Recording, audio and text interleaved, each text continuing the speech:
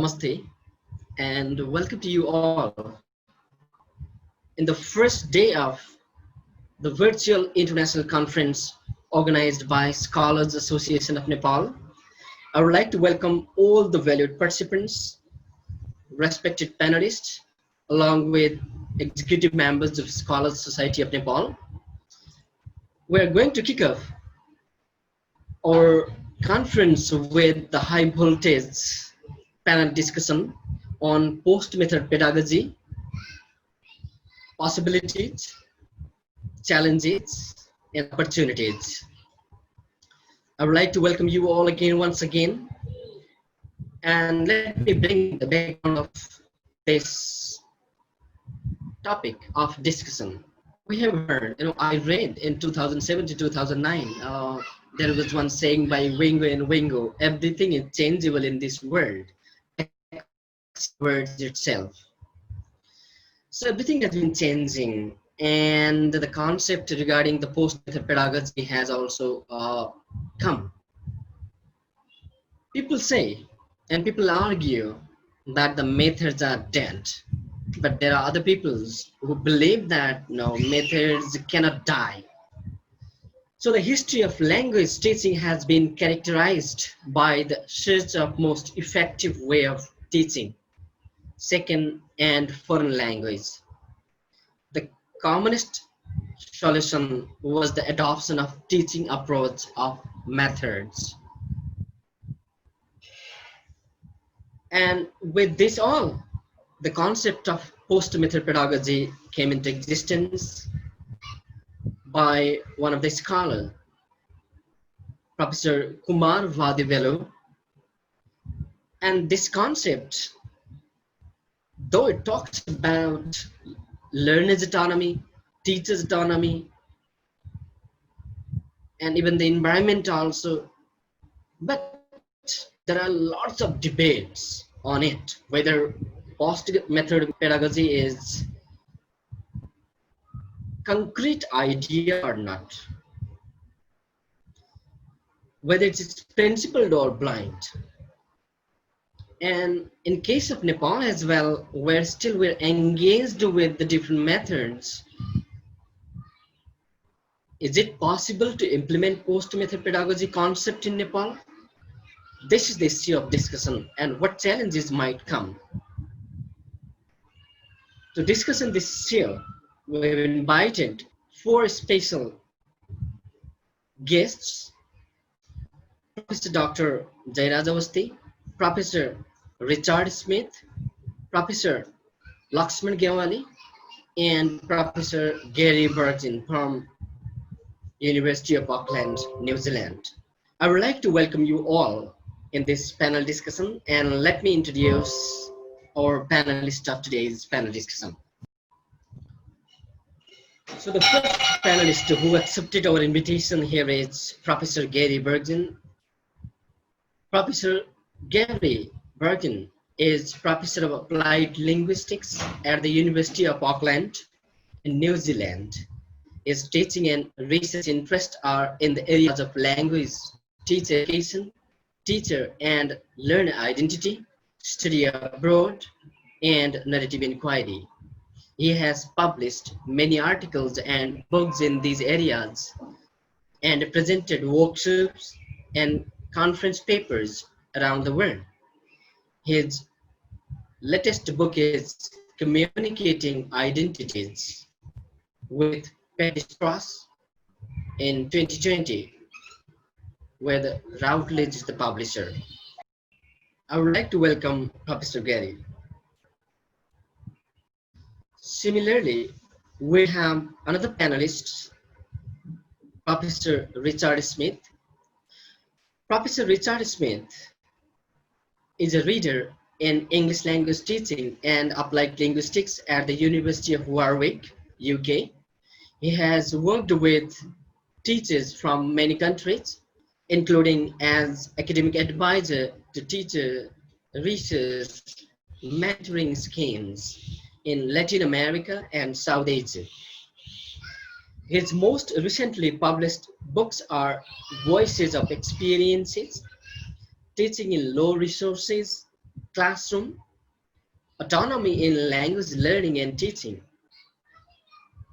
a handbook for exploratory action research, the history of language learning and teaching, and mentoring teachers to research their classroom. I would like to welcome Professor Richard Smith in this forum. Our third panelist of this session is Professor Laxman Gnawali. He's a professor and head of Department of Language Education at Kathmandu University, leads EFL teacher education programs in Nepal, and alumnus of Kathmandu University, Nepal, University of Exeter, England. He taught English language at primary, secondary, and tertiary level before coming to the university to contribute to the field of teacher education and training. He is an acclaimed figure in English language education in Nepal. His national and international contributions include EFL textbooks, articles, and book chapters on the language pedagogy and teacher professional development.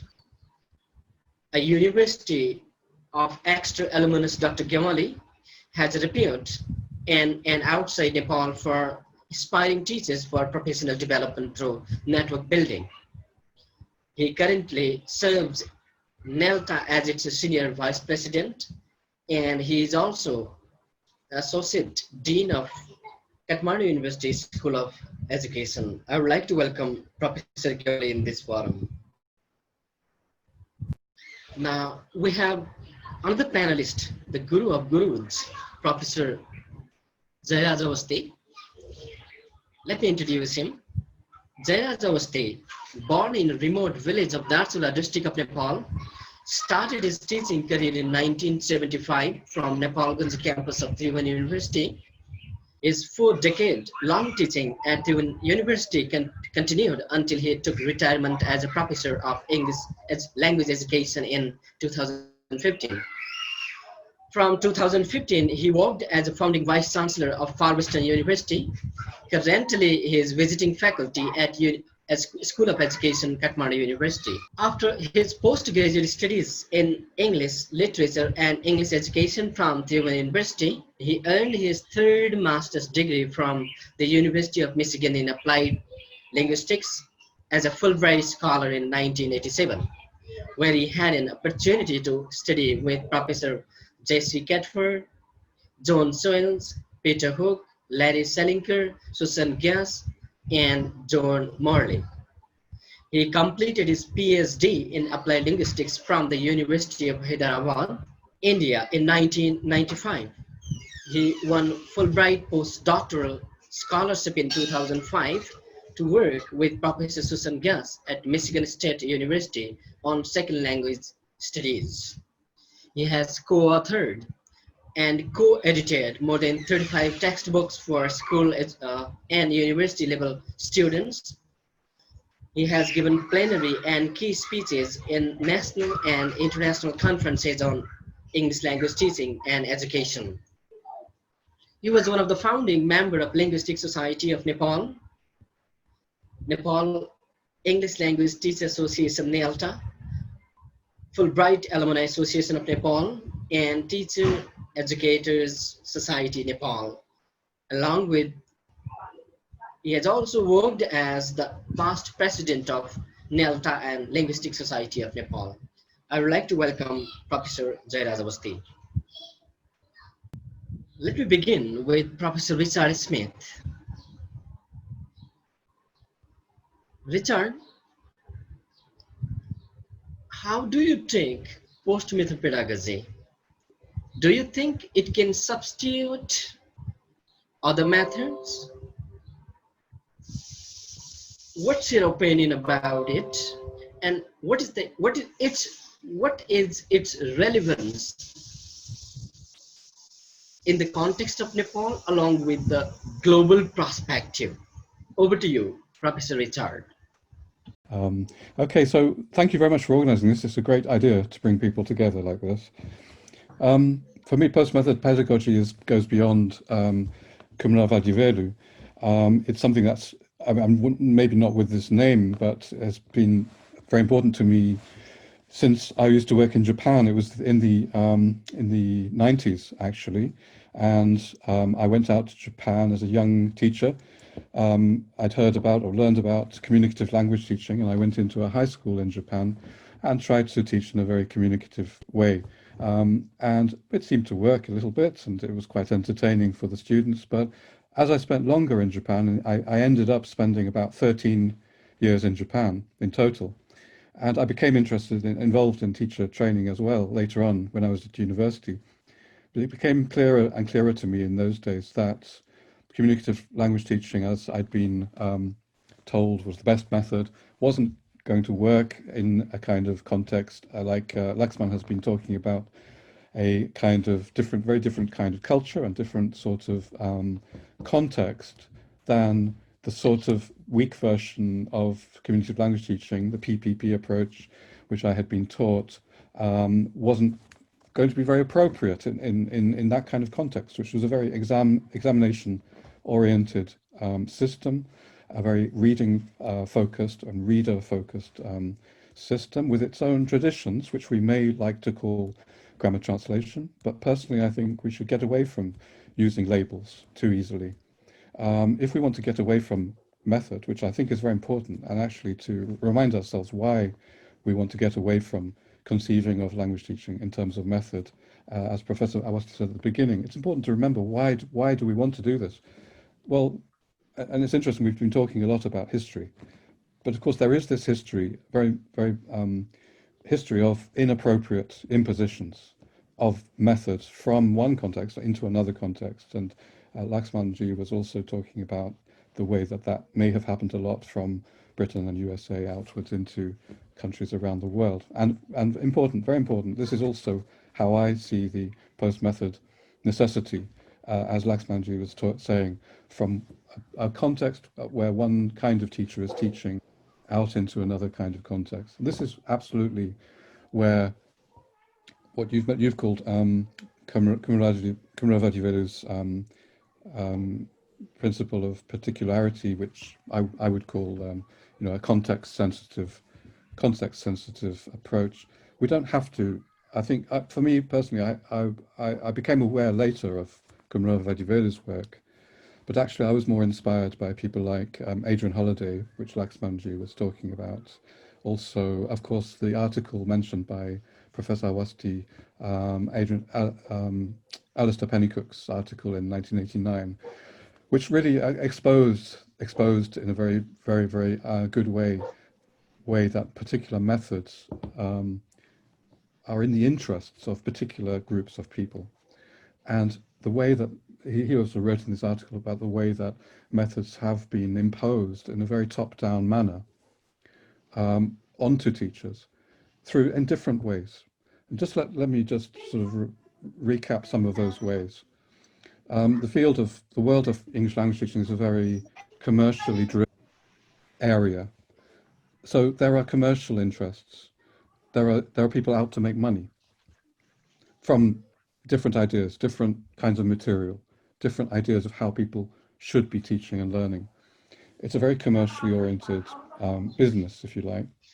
And that has gone through history, even back further into the 19th century.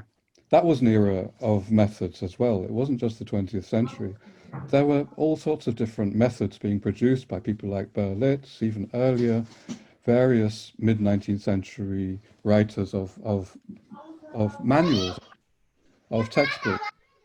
And the word method was originally, I think, applied to different textbooks, and I'll come back to that a little bit later, because textbooks contain methods.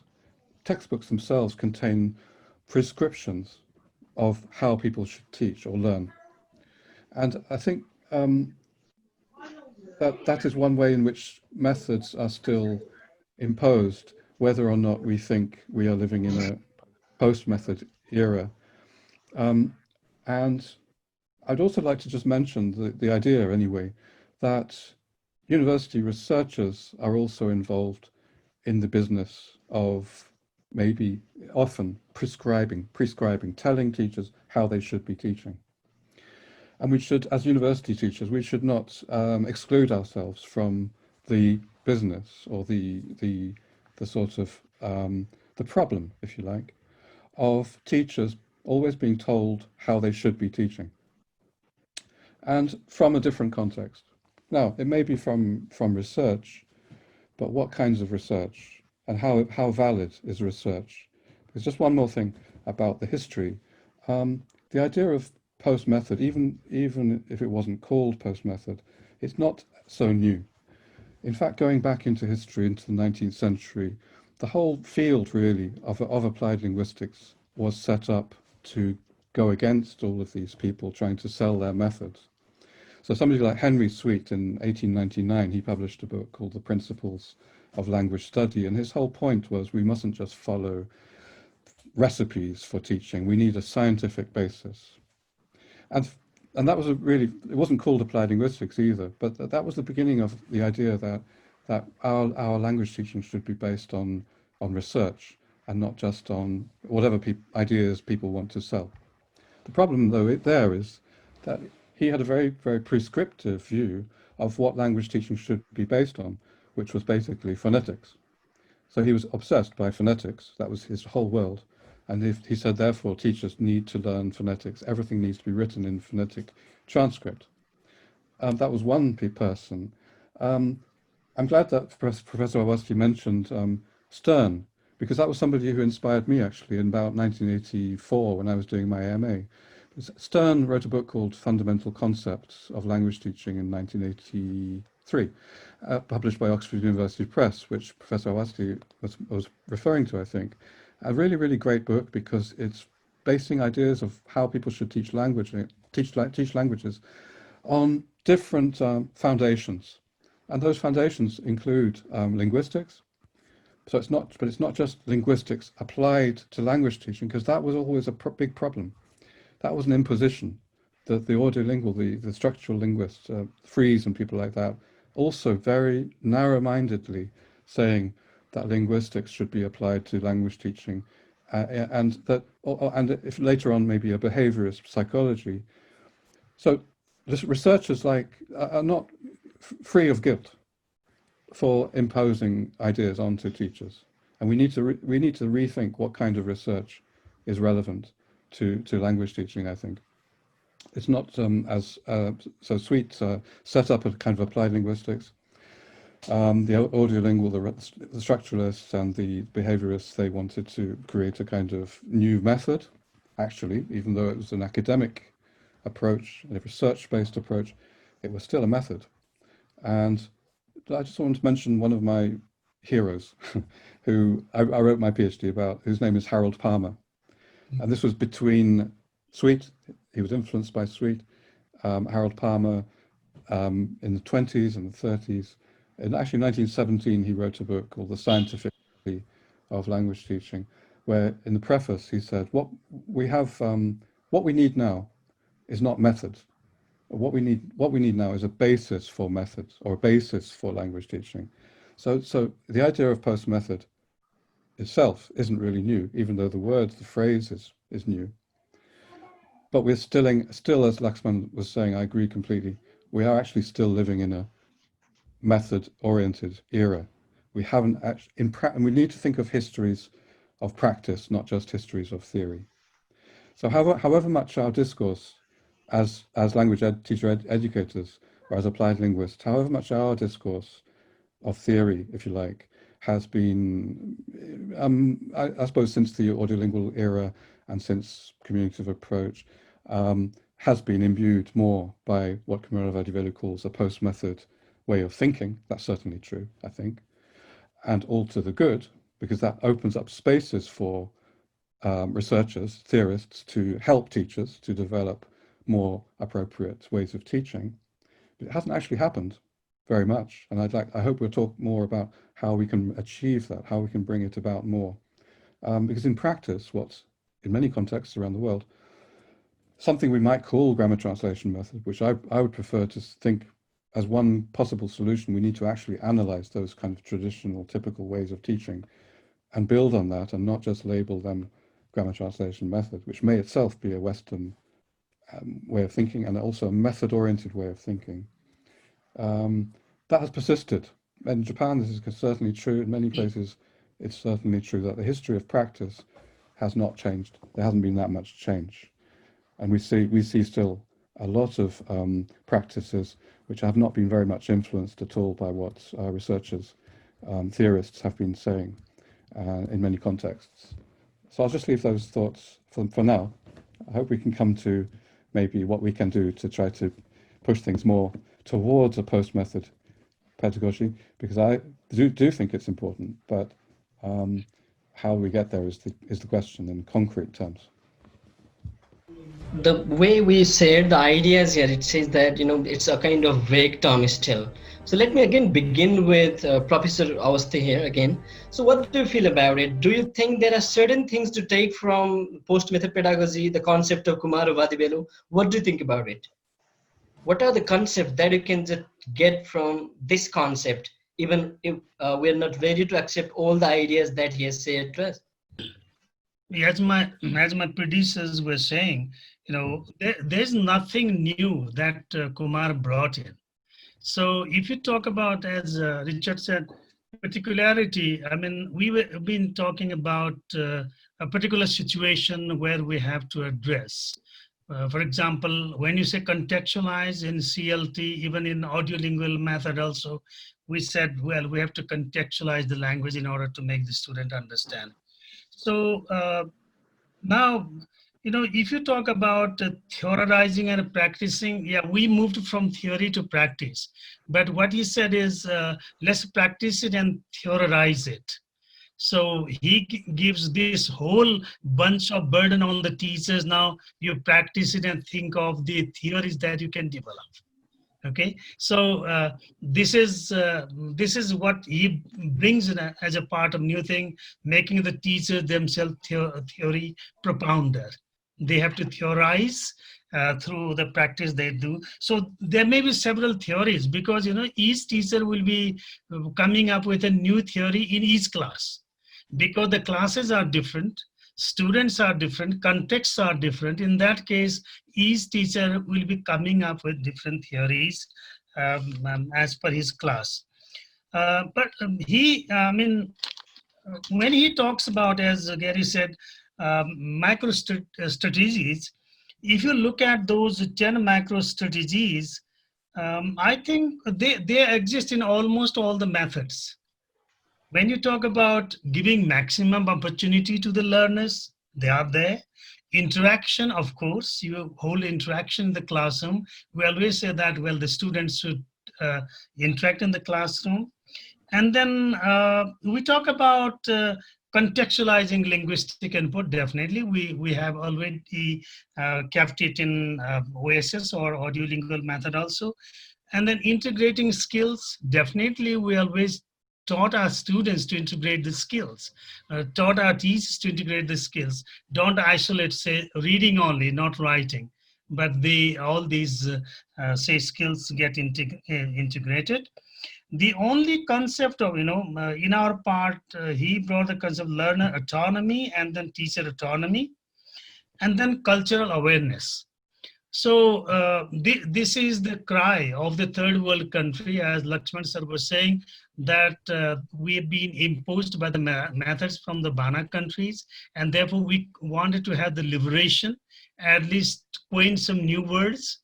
So this raising cultural awareness is a kind of third world cry, I think Kumar represented. He wanted to have the learner identity and then ethnicity and different languages. Laxman sir was saying that, say, teaching of English has overshadowed indigenous language and language of the country also.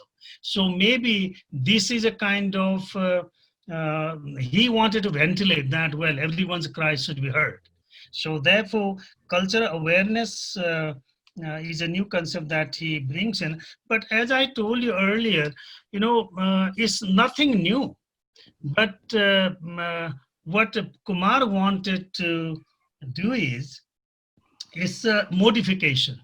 and Laxman sir also said eclecticism, but he doesn't agree the word eclecticism, but it's definitely eclecticism. You bring this task from there, this thing from there. So it's a kind of piecemeal from different methodologies, and then give it a name that is post method.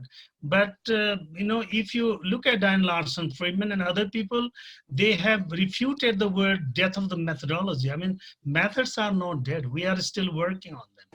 Maybe contextually we may have to work on, because in Nepal also, when you say when you look at the new syllabuses of grade 11, 12, or 9 and 10 syllabus, what they included now is socio-cultural perspective.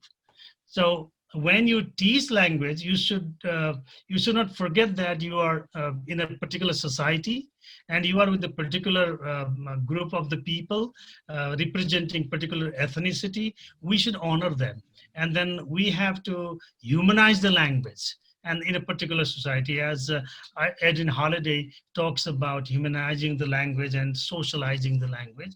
So I think that Kumar hasn't gone very far. But this is only terminological jargon that we people, methodologists, try to bring in. I mean, he's still my friend, and we are still in very good context since the Michigan days. So sometimes I question also, had he brought completely a new methodology called post methodology, why did he keep silent after 2006? Why didn't he go beyond that? Because look at his last book, which came out in 2006, and then it's been 14 years. He has kept silent, apart from giving some key speeches here and there. So therefore, what I feel is, we have the methodology. We haven't deviated from a methodology. We have the methods, but we are putting in some tidbits, perhaps say, that fit in the particular context. So therefore, what I feel is, we are still following major, say, communicative language teaching methodology, and then bringing something which could not be brought in before. So therefore, we cannot, completely depart from, we may depart from a method, but we cannot depart from the methods. It's my turn. I thought I'd just tell two stories that pick up a little bit on what the others have said, and also follow on from my diagram that I presented a little earlier, and also relate to Dian's question about Komaravati Velu's contribution with his idea of post method. I think the idea of particularity is really powerful, because the particular context in which the teaching and the learning takes place really does influence what goes on inside the classroom and beyond, of course. But the one story I'll tell was, I started teaching at a high school in South Africa, and I was teaching English second language at this high school. And it was quite a well-resourced high school. It had textbooks. The students were very conscientious, very hardworking students. School principal said, because I asked him what's the syllabus like.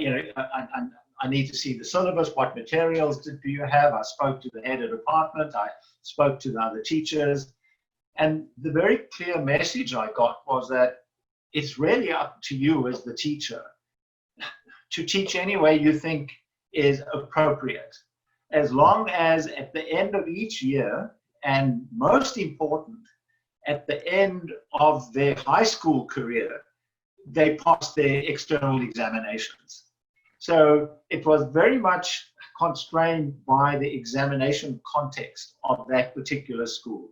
So I had a lot of freedom within my lessons year by year to teach the material I wanted to teach. I could even choose the textbooks. We didn't have a series that we followed. So I had a lot of freedom within that particular context to use the materials I wanted to use the content that I wanted to, as long as, and this was important, as long as I achieved the goals of the institution. And that was for the learners to pass their assessments and to pass their grades and to pass the external examination. So within that particular context, freedom as a teacher, I had a lot of autonomy to decide how I would operate within the classroom. A few years later, also in South Africa, in the same school system, I did a piece of research where I was interested in what the learners thought about what was going on in their English classes. What was their perception of the activities that they were doing? And theoretically, they were supposed to be following a communicative language teaching syllabus. So the syllabus said they should be doing CLT in their classes. And I spent some time in the school ethnographically. I taught in the school for a few weeks as part of this research. I observed a lot of classes, and just like some of you have said, I saw some communicative activities, but I saw a lot of focus on grammar and focus on vocabulary, even focus on very superficial spelling, for example, in writing. And the research I did was to distribute a survey in which I asked them to focus on 15 different activities that they did in their English classes. And they needed to rank these activities in terms of how useful they thought they were, and how much they enjoyed them, and how much they thought they were going to be useful when they finished school, and they could use these English skills for further study or for employment or whatever. And what was really interesting was that in my interviews with the teachers insisted that they taught communicative language teaching method. But what the learners said was that what they found most useful and what they enjoyed the most were all the mechanical type activities that they did, such as having their spelling corrected, such as doing grammar exercises, such as all the sort of technical things that had to do, that you would associate with grammar translation, or you would associate with the audiolingual repetition type activities. And that's what the students really enjoyed. They found that that's where they could see their learning taking place. They could feel that they were actually learning because they could get something marked correct, or the teacher would say, that's right. It wasn't as vague as, taking part in a role play or taking part in some group work discussion and not knowing what the outcome was at the end of it. So once again, if you look at those three connecting circles, you've got the teacher teaching a particular method or attempting to. You've got the context, which requires a syllabus in some way, but you've got the learner who has an interest, who's got an attitude, who's got a desire and a need as well. So those two stories were actually quite different in terms of having the freedom to do what I wanted to as a teacher, but very important, having a goal to achieve. And that was very strict in the school about making sure everyone passed, but having the freedom to use whatever methods I wanted to. And then in that other school where there was this sort of conflict, this contradiction, where there was supposedly communicative language teaching going on from the teacher's perspective, but the learners much preferring to have a more sort of technical, mechanical grammar translation approach taking place in the classroom. So my point in those two stories is that the particularity of the context of what's going on in the institution, in the school, is very, very powerful in any post-method pedagogy, I believe. Thank you. Okay, thank you. So the same question I'll put to Professor Gnawali, but with some reformation here. The question is like this. Okay, for example, the post-method pedagogy is a bit vague term, it's all right. Now, the thing is that there are few things to take from post-method pedagogy. For example, the concept of particularity or the learner's autonomy or teacher's autonomy. Having these all things accepted, how do you take it? Do you think it's possible in case of Nepal? What is its prospect? Thank you. Because post-method pedagogy is not, as I said earlier, and as other panelists have already shared, there is no clear-cut, concrete object that is post-method pedagogy. So it's not that easy to give an answer. That may make sense to all.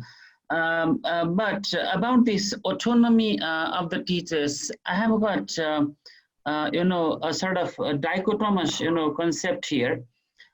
When we train teachers, and then when we bring the concept of post-method pedagogy, we might be doing one of the two. One of the two concepts we might be giving. One, liberating. Because when we train teachers for particular method or approach, then the teacher tries to follow that or put that into practice. And if something is not maintained as per the criteria of that approach or method, then the teacher may feel bad. So when we say post-method pedagogy, that is, there is no best method, and you can localize, you can contextualize, you can, devise your own, sort of idiosyncratic way of teaching language, then you are liberating the teacher. Okay, the teacher doesn't feel bad about, okay, what I'm doing, as long as what he or she teaches is doing a successful job. But for the beginning teachers who have not actually got the essence, the particular praxis of the method or approach that they're learning, then these teachers would want some answer, some prescription, some black and white information for them. Then this may sort of become abdicating on part of the trainers. When you let go of something, then either you are liberating or you are abdicating. Okay, so for informed teachers, maybe you're liberating. For teachers who have got their own grounds, you're liberating. But when you are, letting go teachers who are still, who still are not able, who are not able to, find their ground to stand on their firm footing, then maybe you are just abdicating. Okay. So to come to your question, whether it's possible or not, I think it depends upon the teachers, how they take what you are saying. And then how much they can actually handle their own situation. So this is a concept which is actually a little more abstract. It's not like teacher talking time, rationing time. It is this sort of this TPR, total physical response. So you stand up, you sit down. It's not that concretely black and white. It's sort of concept. So maybe what you're doing is look at this continuum where you strictly follow certain methods, and you don't follow any of the methods that were historically practiced, but you are fully free, to practice your own way of this, this language pedagogy. Maybe where does the continuum come? Where does your pendulum come? I mean, is it towards more, methods, or is it towards more, post-method pedagogy, freedom pedagogy, I should say? So it all depends upon the teacher's know-how, teacher's understanding, and teacher's context. Again, I should say, there is no black and white answer. Thank you. Over to Professor Richard Smith on the same question. Very interesting discussion, and I think we have a problem here that the For me, I'll just say what I think about Kumaravati Velu's work. I find very theoretical, and this goes back to Professor Awasti's points, and it's very interesting that you know him personally. Of course, and I completely understand what you're saying, Professor Awasti, about how, as a scholar from the global South, it's very important. It was very important that he, along with people like Suresh Kanagaraja, and of course before that Prabhu, should be expressing their voice in a context where, at that time, all the voices that we saw in the journals were really native speaker UK, US researchers, and it was a very important moment, I think, that should happen. And I think he's been very inspiring, actually. I could tell. I went to a conference in India, and he was a very inspiring person for those people at EFL University, the conference there. Personally, though, as I said in my own story, it wasn't by Kumaravati Velu that I was inspired. I was inspired by holiday and by my own experience. And attempting to try to teach in a more appropriate way. Let me share my own little story, as Gary did, rather similar actually. I started to teach in a university, and I had quite a lot of freedom to teach in my own way. I also had freedom to assess the students in my own way, which was something I don't enjoy now as a freedom. And that enabled me to actually go much more with the context and go much more with the second story you shared, Gary, with what the students were telling me. And I went out deliberately to try to find out from the students what they felt would be appropriate for them to learn. And as you said, Gary, a lot of those ideas that the students had were what you might call rather traditional ideas. But I decided to go with what they were saying to me and develop a kind of project work approach, which was very, very learner-centered, based on what the students were coming to me with. Now, you might say, well, that's another kind of Western imposed approach. And I wrote about this quite a lot because I resented that idea, actually, that it was I called it an autonomy approach, or people were talking about autonomy. And you might very well say, well, autonomy is a Western concept. Well, you may be right, but I think that teachers throughout history in many, many contexts in the world who have had success have actually been going with what their students have been bringing to them. They have been going with what the context is suggesting they should do in response to their students' needs. I don't mind sort of stating that quite firmly, that I don't think that is a Western imposed concept. We might debate that. So the idea of going with what participants in a context are suggesting and are bringing and are saying that they would like to do, as far as you are free to do that, seems to me one basis for a pedagogy which is not imposed from the top down, but which is working with what participants bring to the situation. Now, that's one principle that I think Kumaravati really does share, where he talks about teacher autonomy, learner autonomy, etc. But I don't think it matters really what we call it, because if we start to think of the labels too much, we're getting into the area of theory too much. I'd like just to move on a little bit and say that we don't live in a post-method era, because there are methods-based thinking or prescriptive thinking still dominates teacher education. It still dominates many conference presentations where experts are saying, this is how you should be teaching, this is what you should be doing. I think we need a radical, if we're really going to be serious about moving into a different way of thinking, we need a radical shift of thinking in how we what we do with teachers as teacher educators, because I think we are talking here as teacher educators and as researchers. And I think that means as going out and finding out what teachers are doing in their own contexts and bringing those experiences in to our teacher education practice. Going and finding out what successes from teachers' points of view, like Gary said about students. As a teacher, I would try and find out what students find useful or successful, etc. In my practice, I would try to work with that as much as I can. As a teacher educator, I would want to go out and try to find out what teachers are doing in their context, and what do they say about what is working or not working, rather than going from the theory, the SLA theory, or the linguistics theory. In their context, they are the ones who know best. They are the experts of their context, and not in a theoretical way. I know if we say, well, teachers need to be the transformative intellectuals, etc.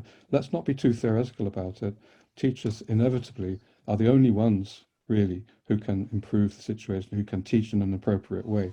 So let's go to teachers in the different contexts that we are preparing teachers for and find out from them and document what is working in their practice. And it may be rather traditional things, like Gary was saying about learners favoring, but at least that what they're doing may be appropriate and it may be something to build on. If we can bring in stories from teachers, and we've started to try to do that often with Nepali teachers actually, in networks like the Teaching English in Large Classes network, with Prem Payak, for example, working together with him.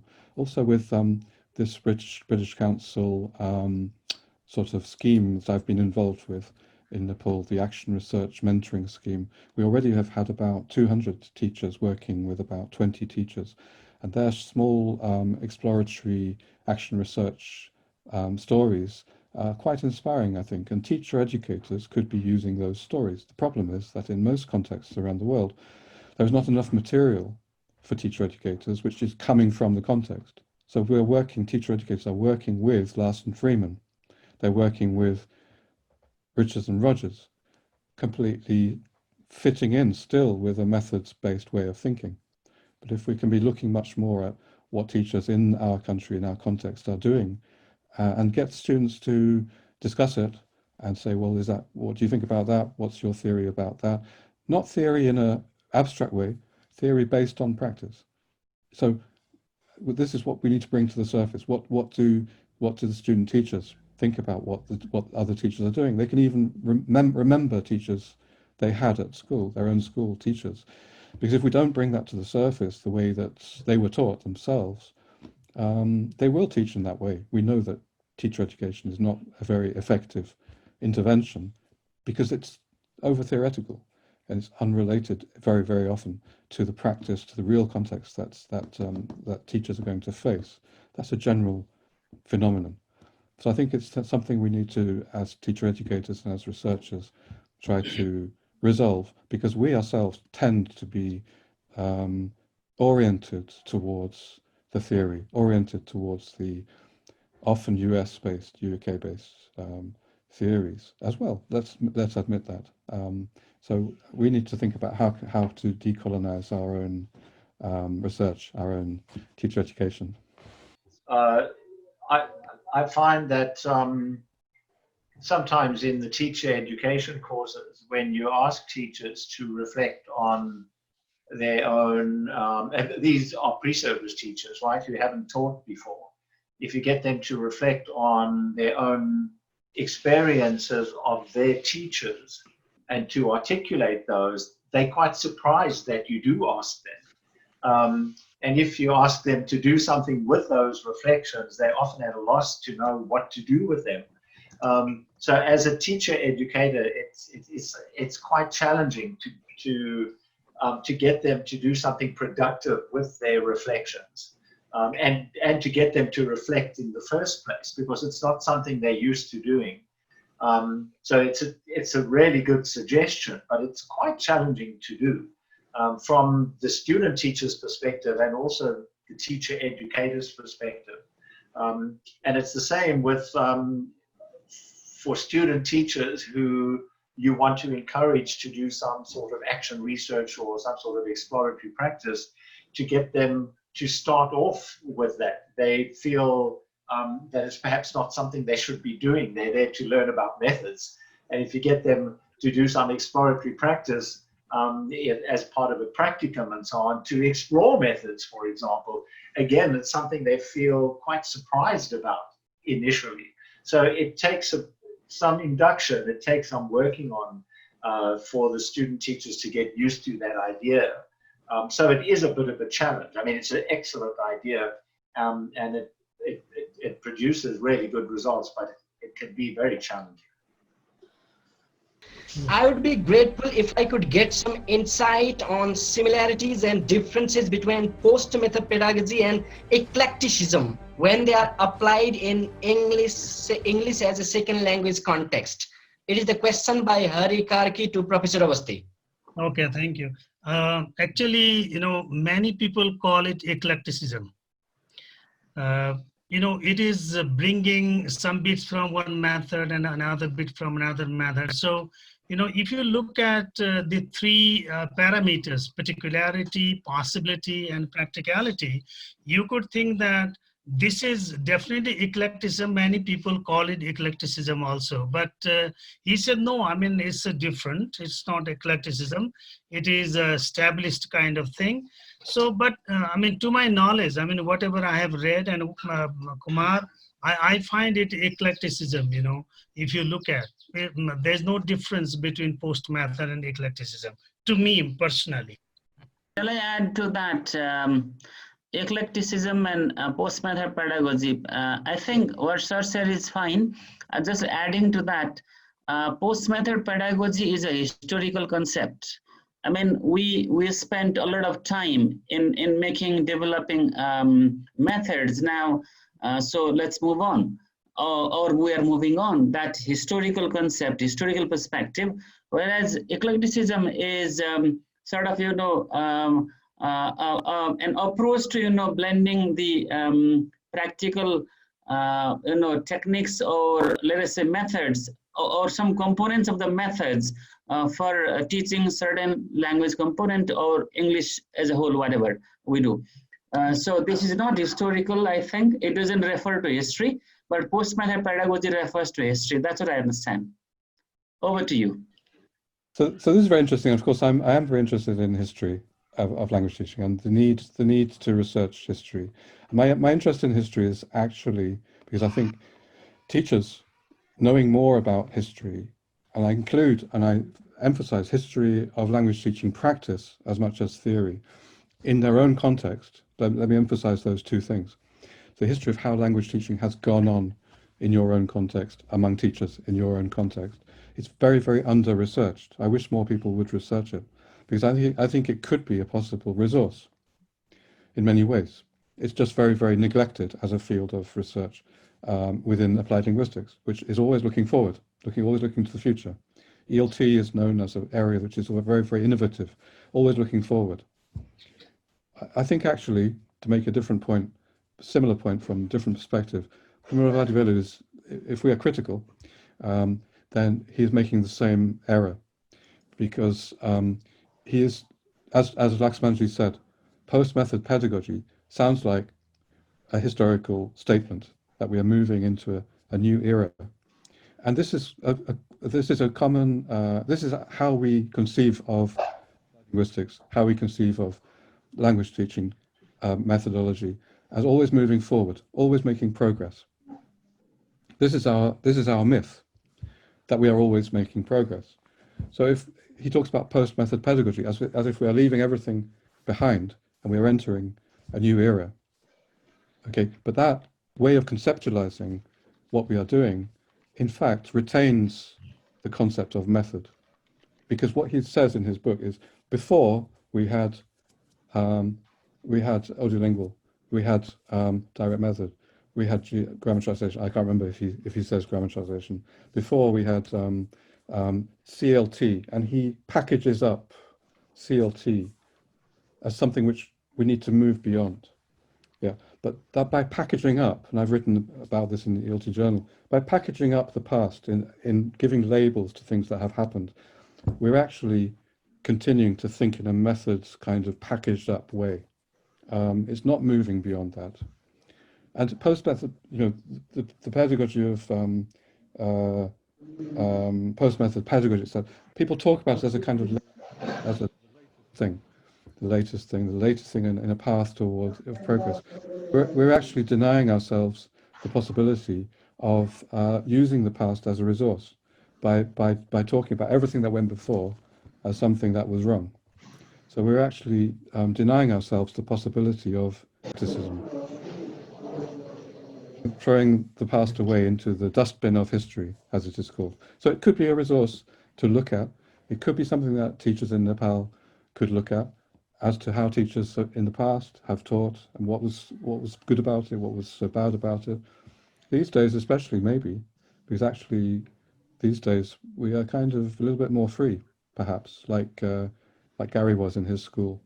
We're not quite so constrained, perhaps, by how things go on. Of course, it's a very, very difficult situation, but it might be a time to reflect about what is valuable in education, valuable in learning, sort of beyond methods. That's another title of another book, actually, I remember, Beyond Methods. It was another book before Kamara Vadivedra. So let's not just, however much we respect the fact that he the book, let's not confine ourselves to Kamara Vadivedra. It's a very important issue, how to move beyond prescriptivism and top-down thinking.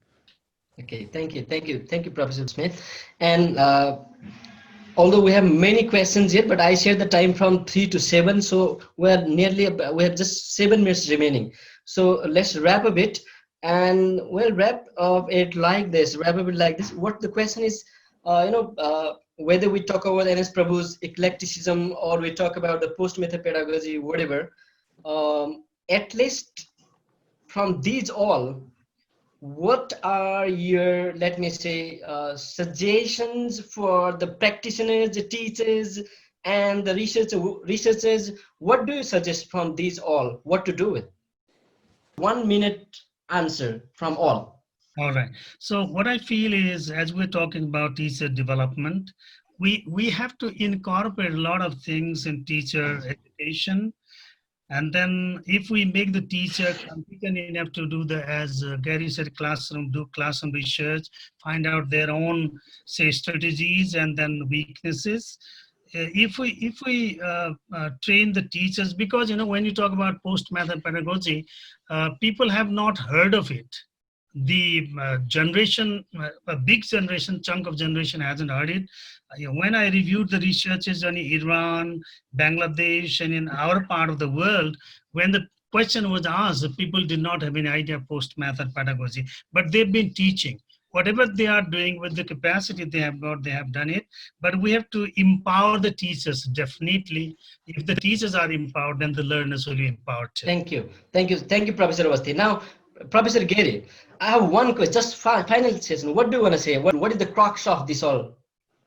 Okay, I mean, there are obviously many things we can say, but I'll just pick one thing. And I think I think to focus on teacher identity, who the teacher is, how the teacher sees him or herself, how the teacher can reflect and do research on him or herself, and the place of the teacher in the school and in the teacher's context, and how the teacher relates to his or her learners. I think